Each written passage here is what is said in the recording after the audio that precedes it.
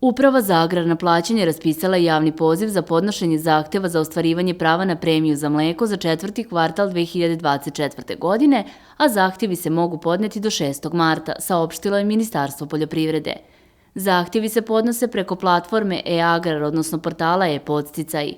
Pravo na premiju za mleko ostvaruje pravno lice, preduzetnik i fizičko lice, nosilac porodičnog poljoprivrednog gazdinstva, pod uslovom da su pre podnošenja zahteva za premiju za mleko po ovom javnom pozivu u registru poljoprivrednih gazdinstava izvršili obnovu registracije za 2024. godinu, navedeno je u saopštenju.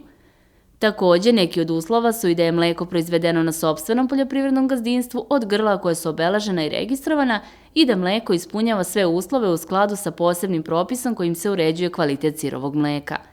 Premija se ostvaruje za kravlje, ovčje i kozje mleko, proizvedeno i isporučeno u četvrtom kvartalu 2024. godine, odnosno u periodu od 1. oktobra do 31. decembra 2024. godine.